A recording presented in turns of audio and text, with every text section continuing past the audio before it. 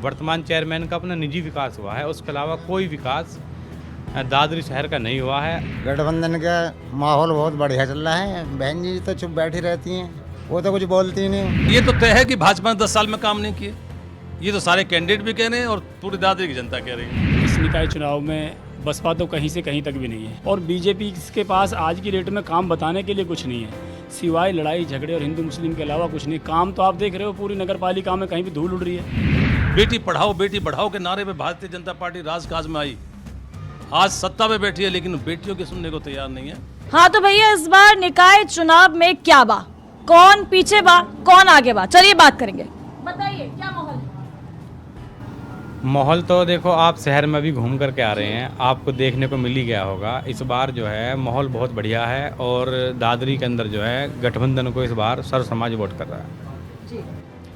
और इसलिए वोट कर रहा है क्योंकि मैं पिछले 10 वर्षों से समाज के बीच में हूँ और मैंने समाज में सर्व समाज का कोई व्यक्ति मेरे पास आया, मैंने उसको निराश नहीं किया। समाज के बीच में रहा और समाज में रह करके समाज का हर वर्ग विशेष का काम किया। तो इसलिए सर्व समाज जो है इस बार गठबंधन को और आज़ाद मलिक को जो है वोट कर रहा है। और मैं आपको बता दूं, यहाँ 10 वर्षों में आप देखोगे जो वर्तमान चेयरमैन है सिर्फ उसके घर का विकास हुआ है। जो एक नारा चल रहा है ना विकास का, वर्तमान चेयरमैन का अपना निजी विकास हुआ है, उसके अलावा कोई विकास दादरी शहर का नहीं हुआ है। और आप ज़मीनी सर्वे करेंगे तो आपको ये सारी चीज़ें देखने को मिल जाएंगी। और मैं खासकर सर्व समाज से और दादरी की जनता से भी अपील ये करना चाहूँगा कि जो आदमी समाज के बीच में रहे और सर्व समाज के लिए आधी रात को खड़ा मिले, उस व्यक्ति को वोट करें, काम के नाम पे वोट करें। क्योंकि मेरा अपना निजी मानना है, और प्रत्याशी भी मैं मुस्लिम समाज से आता हूँ और प्रत्याशी लड़ रहे हैं, तो वे प्रत्याशी हैं जो 5 दिन के लिए चुनाव लड़ने आते हैं और 5 दिन के बाद में पूरे 5 साल समाज के बीच में कहीं दिखाई नहीं देते हैं। तो उनको जनता ने मौका दिया, इस बार जनता मुझे मौका देगी और मैं अपील भी करूँगा कि एक बार मुझे ही मौका दें। मैंने 10 वर्षों में किसी को निराश नहीं किया, इस बार भी निराश नहीं करूँगा। और क्योंकि जनता जनार्दन जिस तरह से मुझे मिल रहा है, तो मुझे पूरा विश्वास है कि इस बार दादरी की जनता मुझे नगर पालिका में बैठाएगी। तो चाचा जी क्या लगता है कि भाई भतीजावाद ही इस बार बेड़ा पार करेगा या फिर बहन जी बाजी मार जाएंगी? नहीं, गठबंधन बेड़ा पार करेगा। गठबंधन का माहौल बहुत बढ़िया चल रहा है। बहन जी तो चुप बैठी रहती हैं, वो तो कुछ बोलती नहीं। बोलने वाला ही तो काम करेगा, जब काम करेगा तो जनता उसके साथ लगेगी।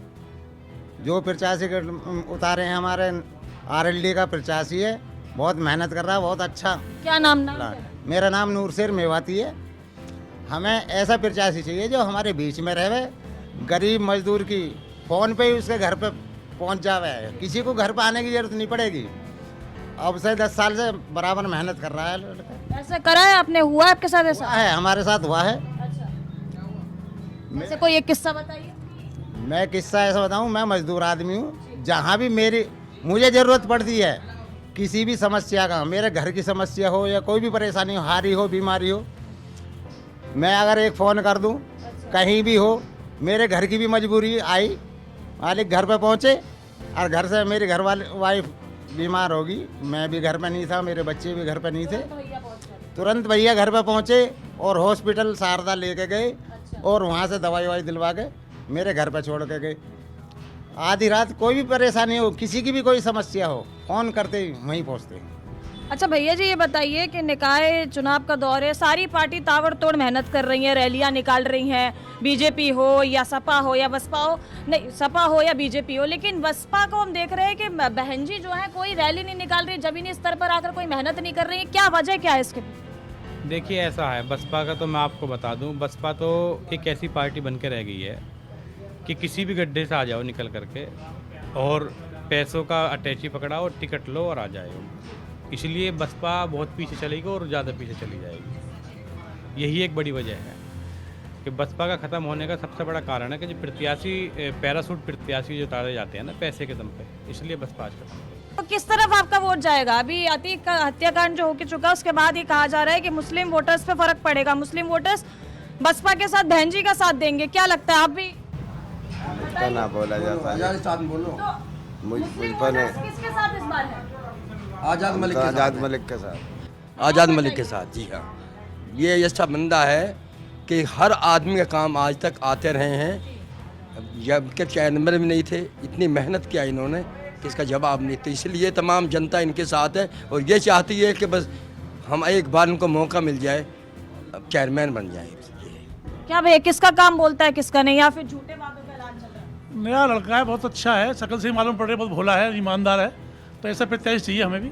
हम लोग राष्ट्रीय लोकदल से आए हुए हैं, ग्रेटर नोएडा से, और कई दिन से हम यहीं लगे हुए हैं और हमें उम्मीद है पूरी कि अब की बार मौका मिलेगा हमारे युवा साथी को, अवश्य जीतेगा वो। निकाय चुनाव का दौर है, कौन आगे बा यूपी में, निकाय चुनाव में कौन पीछे पे, क्या लगता है आपको? भैया जी का कहना है कि सीधे बीजेपी से इस बार इनका टक्कर है और बाकी सब पीछे है।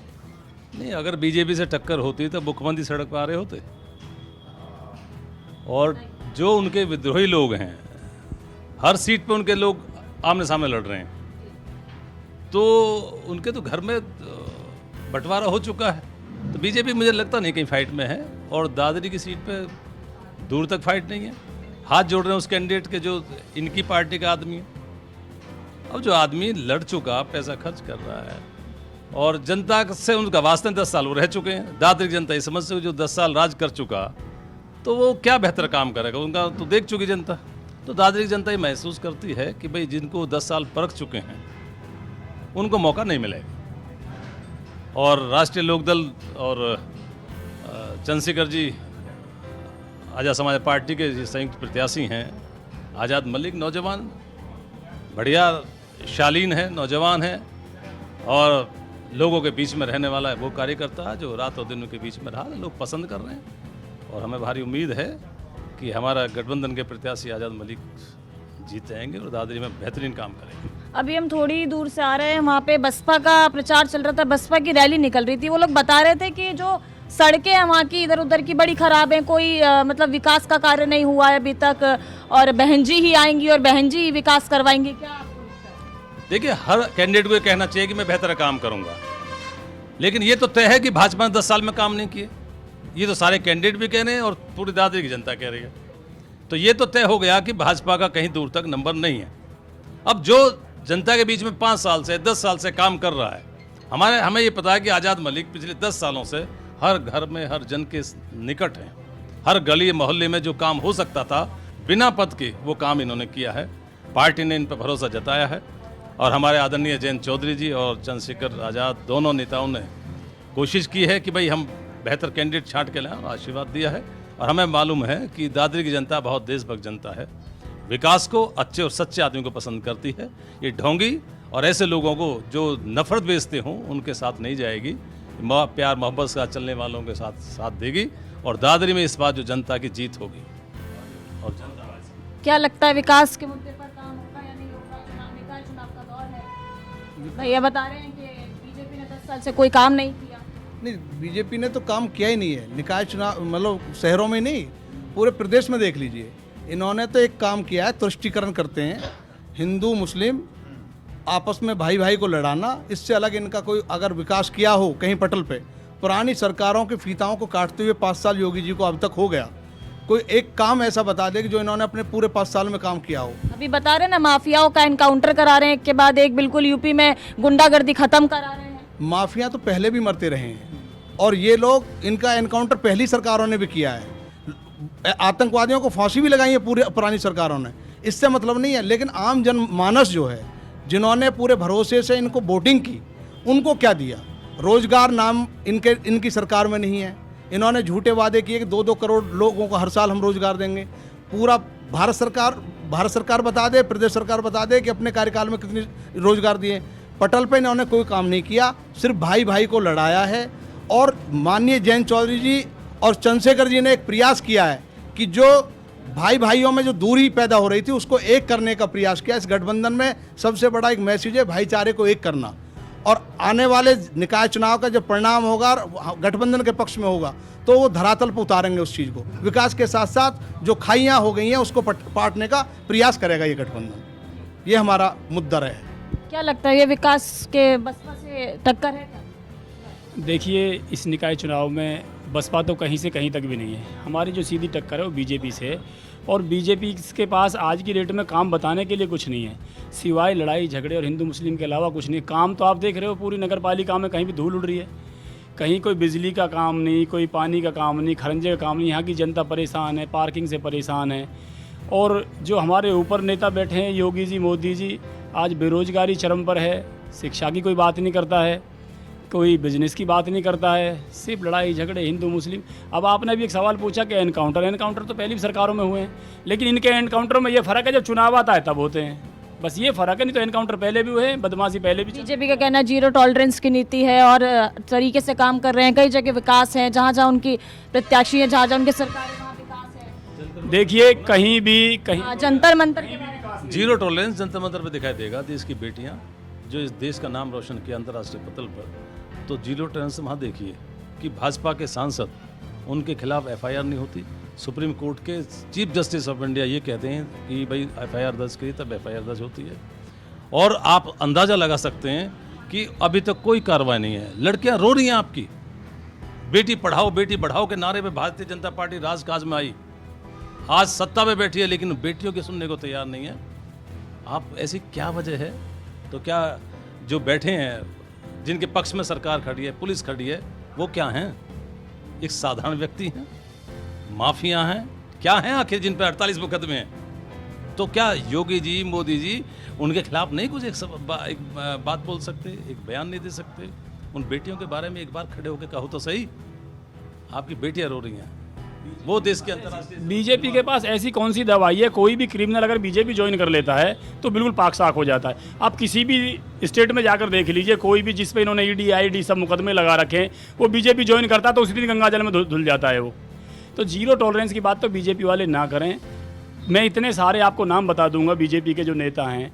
टेनी, उसके लड़के ने किसानों पर गाड़ी चढ़ाई, आज तक उसका कुछ नहीं हो रहा। कुलदीप सिंह सेंगर, उस पर 100 मुकदमे हैं, उसका कुछ नहीं हो रहा। तो उन पे तो नहीं, एक्शन ये तो एक मजबूरी में जो एक्शन होना चाहिए। जैसे एनकाउंटर इन लोगों कर रहे हैं, जब उन पर 6-6, 7-7 मर्डर लगे हुए तो उनका एनकाउंटर क्यों नहीं हो रहा? उनके लिए थोड़ी अब ये किसी एक विशेष वर्ग के लिए या किसी एक आदमी के लिए नहीं है, ये तो कोई भी क्रिमिनल व्यक्ति है उसी का एनकाउंटर करो। आप क्यों नहीं कर रहे आप? जब हमारे अभी अतीक की आपने बात की थी, उसका एनकाउंटर हुआ, 3 लोगों ने उसका एनकाउंटर किया, तो भाई उन तीनों लोगों को तुम्हारे सामने, इतनी पुलिस प्रशासन के सामने कैसे एनकाउंटर कर दिया? हत्या हुई है, वो तो हत्या हुई है, हत्या की गई है सरेआम। तो कुल मिला के ये है कि इनका तो ढकोसला है। सरकारें भाजपा सिर्फ माहौल बना रहे हैं, ये लोग कुछ नहीं है धरातल पे। ज़मीनी स्तर इस दादरी के निवासी बता देंगे कि 10 साल में इन पे ना तो घरों में पानी पहुंच पाया, ना सीवर लाइन दे पाए ये लोग, कुछ नहीं है। भ्रष्टाचार चरम पर है। यहाँ जो गरीब लोग ठेली लगाता है, जो रिक्शा चलाता है, जो ऑटो चलाता है, उनसे पूछिए पर डे कितने पैसे उगाते हैं भाजपा के लोग। पटका लगाते हैं, गले में डालते हैं और उनसे कहते हैं रोज की हर आदमी को काम कर। जो छोटा आदमी है ठेली वाले से पैसा उगाते डोलते मिलेंगे, इनका धंधा है ये। हम इन लोगों ने तो यहाँ पे आम आदमी का जीना दुर्लभ कर रखा है, और कहने के लिए तो इनके दोहरे बात से अलग कोई चीज़ है नहीं, धरातल पर कुछ नहीं है। सतपाल मलिक जी पूर्व गवर्नर हैं, बीजेपी के हैं और पुराने नेता रहे, कद्दावर नेता रहे सतपाल मलिक जी। उन्होंने भी एक बयान दिया था, उन्होंने बताया, उस पर किसी मीडिया ने कोई चर्चा नहीं करा।